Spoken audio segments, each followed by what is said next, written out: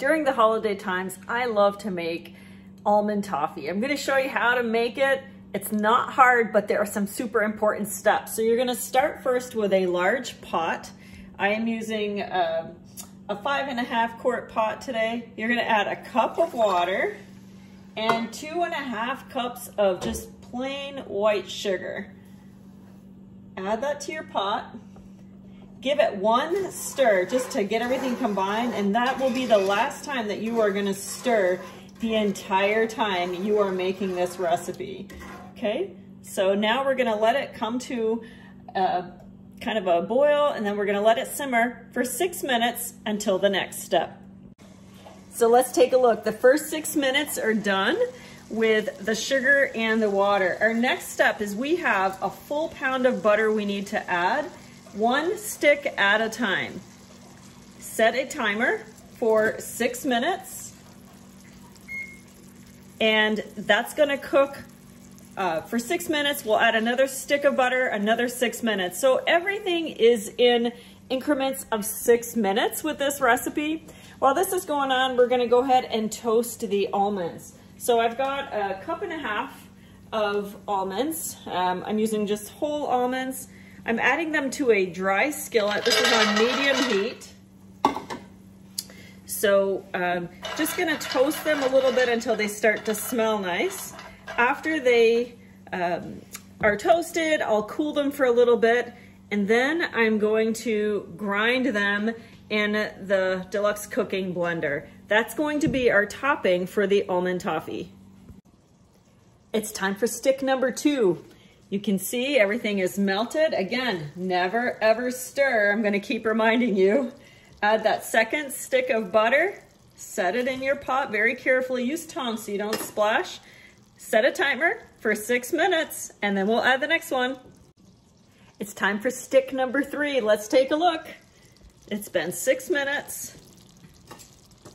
Again, take your tongs and very carefully drop that stick into the butter. Set a timer, do not stir. 6 more minutes.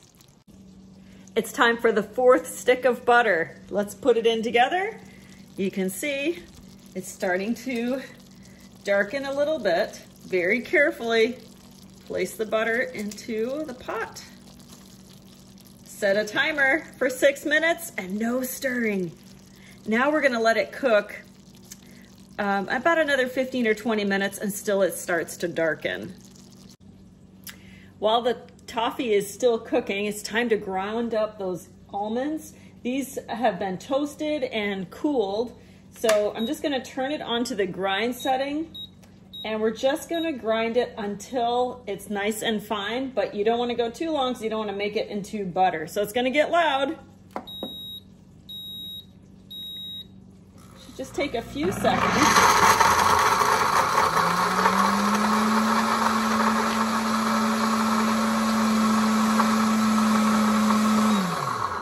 And that's it. They're all powdery and smooth.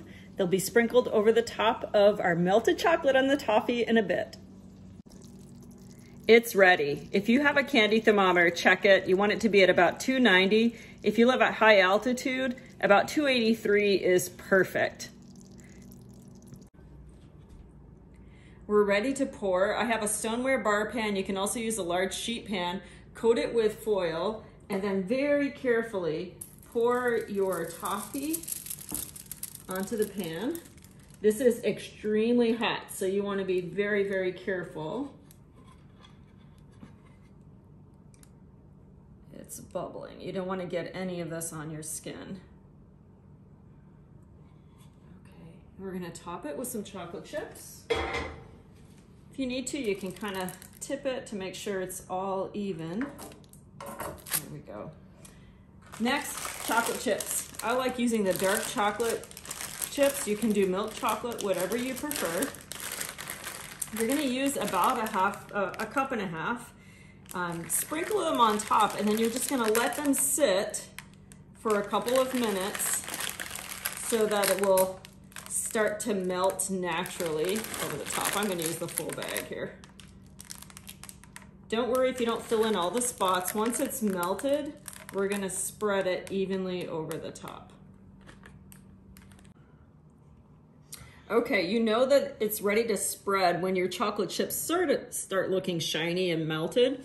Take a small spreader and very gently, you're gonna just spread that chocolate all over the top. See how it kind of blends? So we're just gonna... And if you do have some chocolate chips that aren't quite melted, it'll continue to melt as it goes. Just spread it all the way around. This will all firm up as it cools.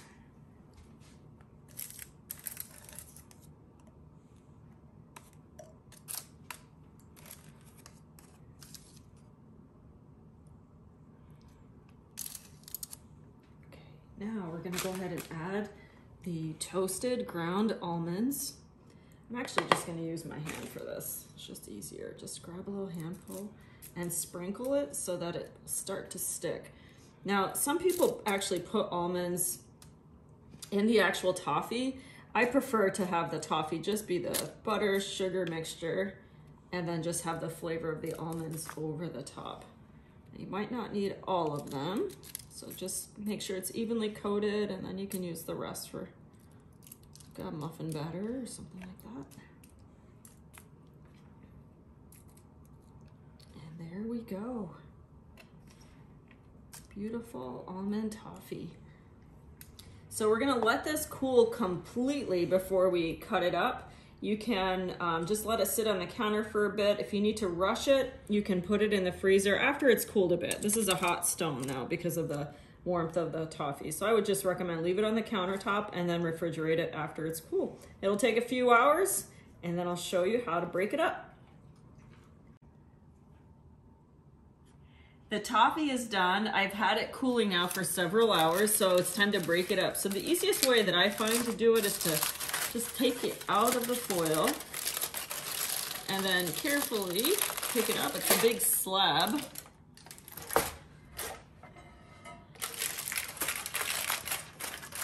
you can pull it back.